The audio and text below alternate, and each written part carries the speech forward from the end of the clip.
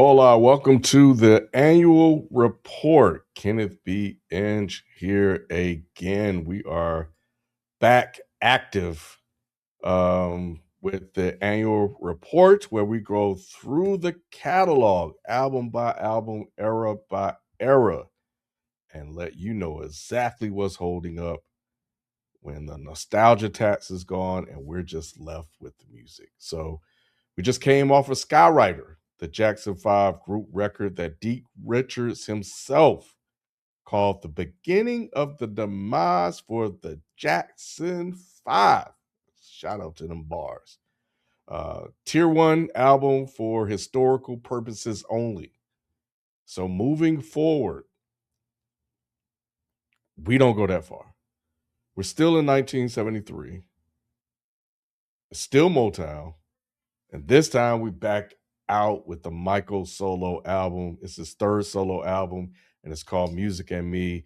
And if Skywriter Show You a Label had lost the plot on the group, woo, they definitely didn't know what the hell they were doing with Michael Jackson, y'all. I don't know if they were mad at Joe Jackson. I don't know if they were mad at the Jackson 5, but they just completely melded in on this album. This album is very, very dull, but we're gonna go ahead and get into it, man.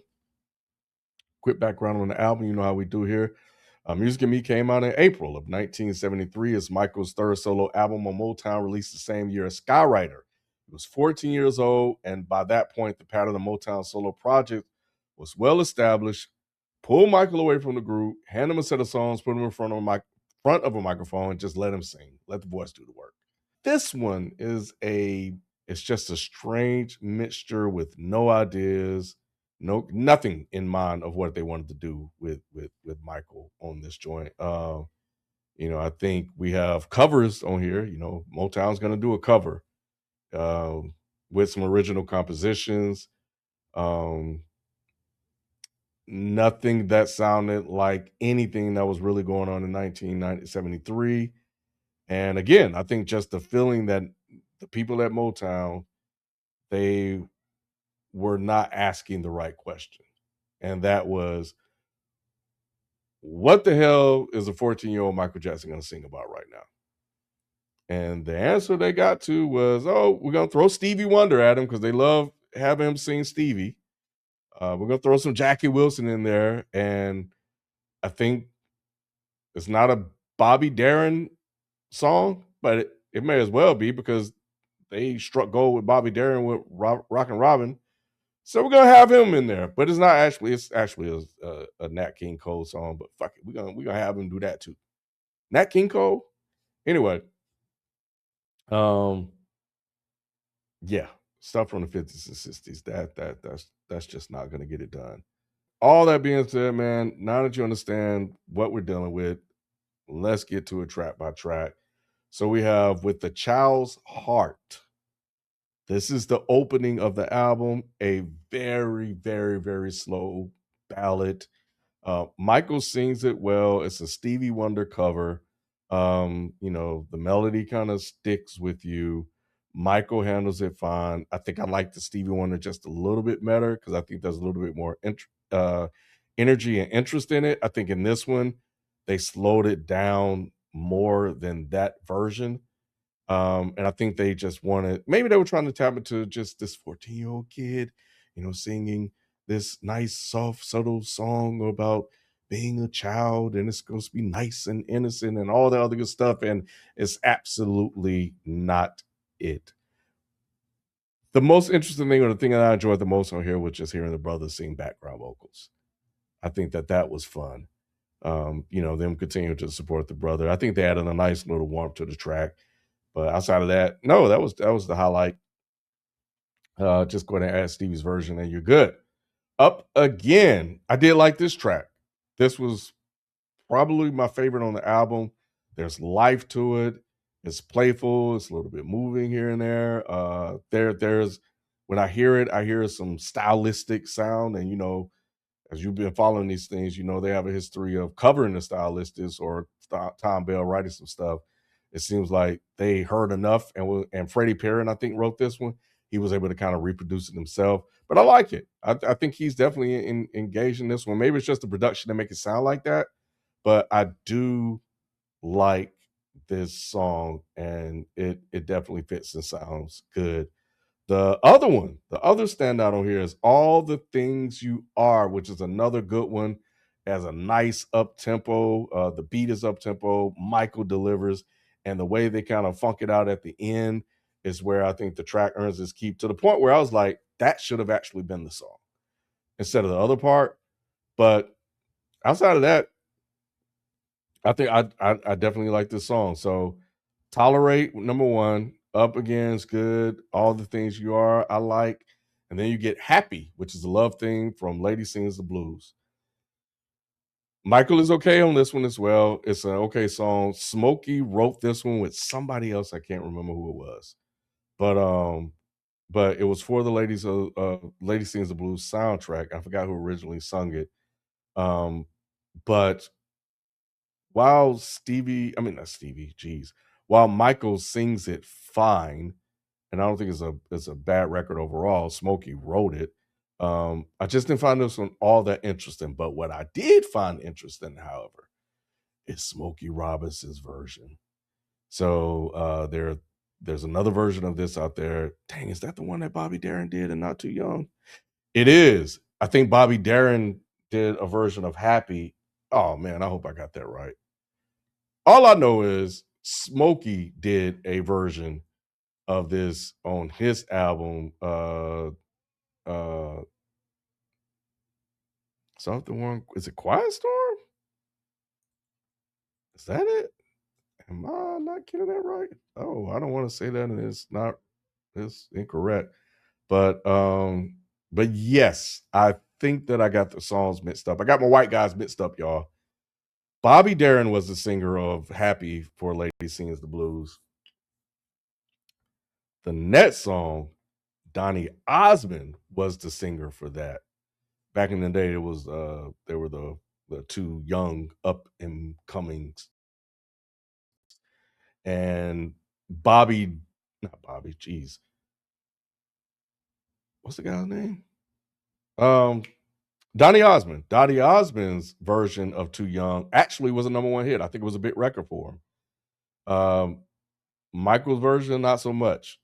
I actually think this is a filler song. I have no idea. Well, I know why. I know why. Why they decided to do a record from 1951. Nat King Cole's version, Nat King Cole's version, I do like, because it's for the time and it fits. You know, if I want to listen to a 50s record, unless they do something different with it and interesting with it, then I go just to the 50 record. Somebody has to do something interesting. Michael needed to just go crazy. But it's not a type of song that you can go crazy with, because that's not how Nat King Cole sings. And I think that the reason they decided to add this song in 1973 from 1951 to Michael Jackson is because Donny Osmond had a hit with it. That's it.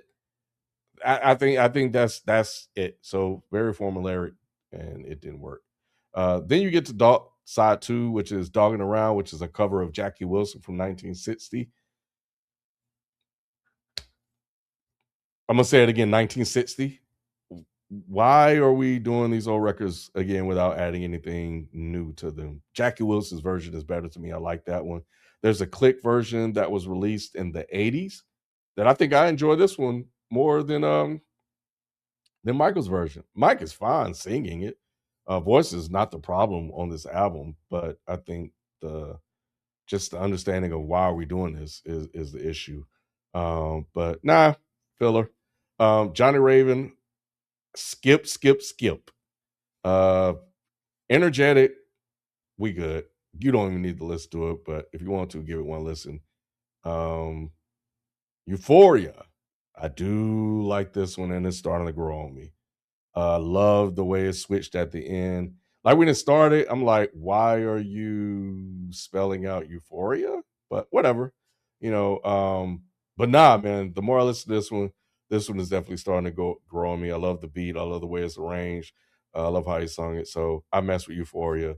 And the next two, like, what a like, well, I won't say that. I won't say that. The next track, Morning Glow. What? Nah, get that one out of here. Skip it. Nothing to add. There's nothing. But after that, we end with the title track, which is Music and Me. And the first time I was like, man, that's an odd, very slow ending to this album. Which, oh man, you know what?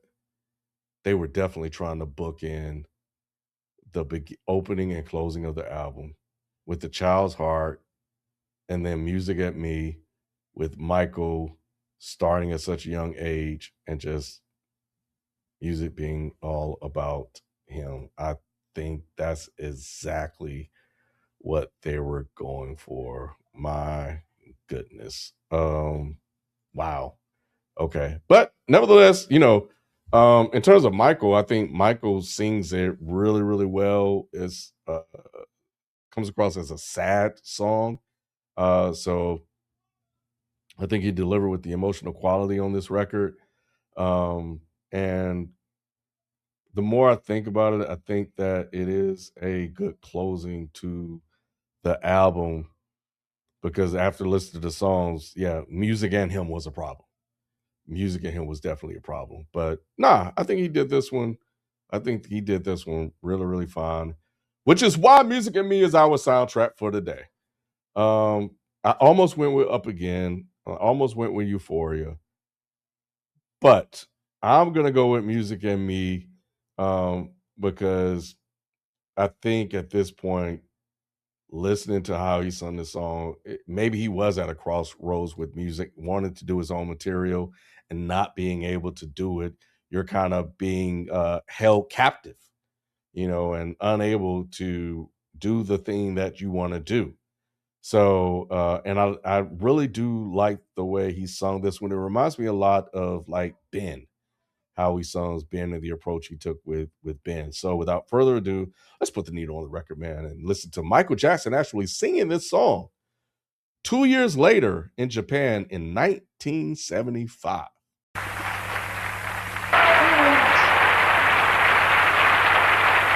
next song I'm going to do is one of my favorites. It's another ballad, of course. And it was on one of my latest albums. It's my favorite.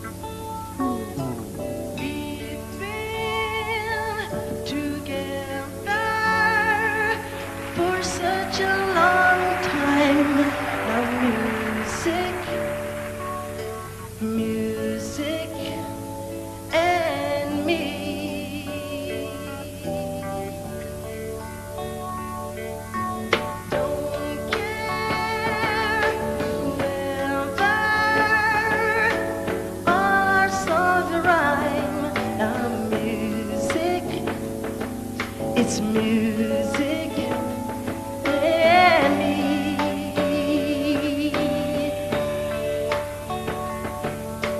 Only know wherever I go, we're as close as two friends can be.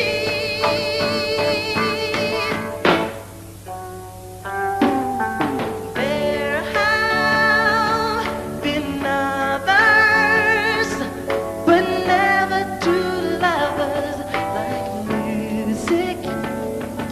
It's music and me.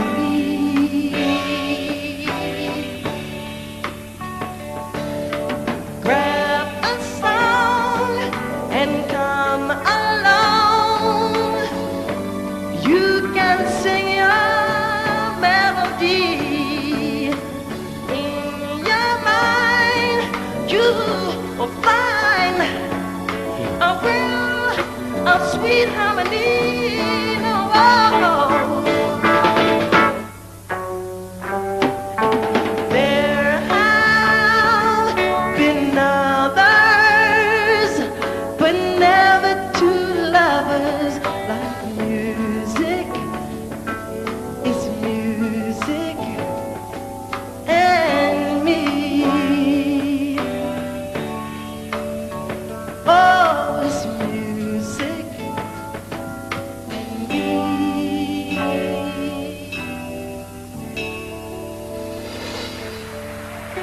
good there, man. You can hear 2 years later his voice has definitely changed, but he's found his pocket. So um yeah, yeah, he's settled into him. But um that version, hearing him sing that version is definitely I did like that more than the one that he did on the album. I think the album is good. So seeing him do that live was interesting because he was able to really get into it.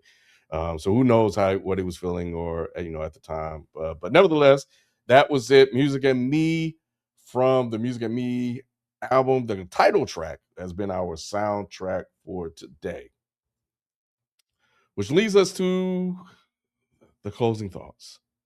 Um, First of all, I don't know why in the hell they got Michael Jackson holding a guitar. I know he'd been playing albums, but I don't think they would even let him play a damn instrument on this joint. But that's neither here nor there. But nevertheless, scorecard. So vocals 5 out of 10, production 3 out of 10, songwriting 3 out of 10, cohesion 3 out of 10, cultural impact is a 1. This album didn't do absolutely nothing. Replay value is a 2. This is a tier 1 album. You should only listen to it for historical purposes only. This is a Dole album, no life. I think that this is definitely a spot where things could have been completely left. Budding, popular child star that everybody loved, but you have to have the hits, you have to have the songs. If you don't have that, then nobody's gonna care, especially when you're not cute and bubbly anymore. And that was the thing. So these cute, bubbly kids, what in the hell are they gonna do? The Jackson 5 weren't delivering hits. Michael didn't deliver a hit. So now we at a really, really pivotal point in both of their careers to see what's going to happen next. So I think outside of a 2 or 3 tracks on here, this album is much ado about nothing. Like I said, the only thing that I walked away with that I found from this album is the fact that Smokey Robinson got a really, really nice version of Happy from Lady Sings the Blues. The Nat King Cole version of Too Young is better. Jackie Wilson version of Dogging Around is better. So nah, man, I think we're good here with this one. So yeah, yeah. So listen to it, give it a spin once. You may find some of the songs that I didn't like, you may like. So check it out and see if you can add a song or two to your library or playlist. But outside of that, you know, that may be all you find. But we're gonna leave it there, man. I think up next is another Jackson 5 album, Get It Together, I believe. We're gonna keep this thing rolling, man. So I'm gonna leave it there. Let me know what you guys think if you guys listen to it. I'm out. Peace.